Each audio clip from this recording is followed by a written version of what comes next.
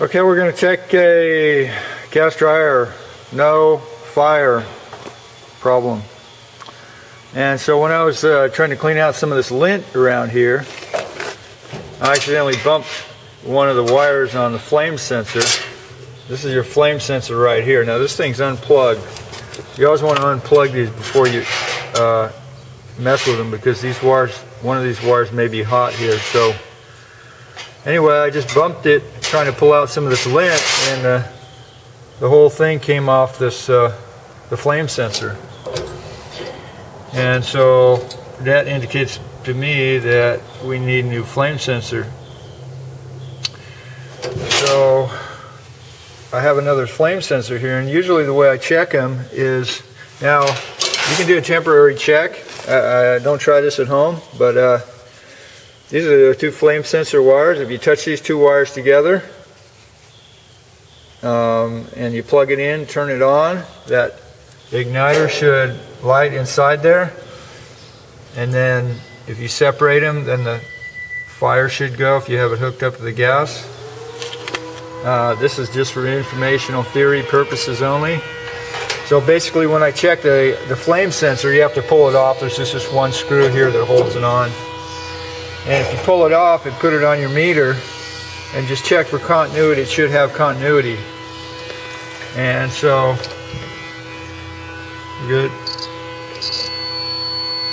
And so we're getting, what, 1.3 ohms or so.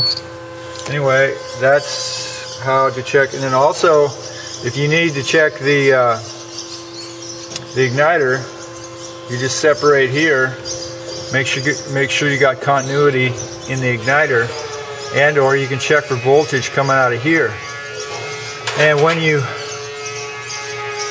if you want to check your coils, basically you want to make sure you have continuity on each coil, on each end of the coil.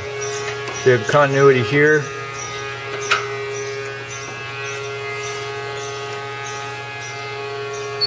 Right there, we got continuity. Come on, puppy, beep. Well, we got continuity for a minute. Anyway, that's how you check those. You should have continuity on these. And then this one here, there's 3 of them on this one.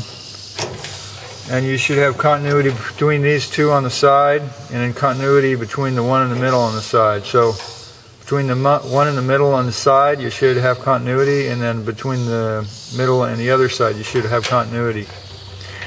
Now to change the machine to propane, this is set up for natural gas. And you'll see here, it says here on the sticker, which is kind of burnt out because this thing was filled with lint. Anyway, it'll say what it's set up for normally. So if you get a used dryer with no story, you might want to check and make sure it's set up for the kind of gas you want to use. But basically all you have to do is change this fitting here. It puts a different pressure on the diaphragm, so the gas pressure changes. And then also there's a jet inside here. You have to change this jet, so you have to pull this apart. I don't know if you can see it, but it's right in there, that jet right there. So you have to pull this part off and get in there with a wrench and change that jet. It's like a brass jet. So anyway, that's your Kenmore gas dryer tip for today, and I hope you enjoyed it.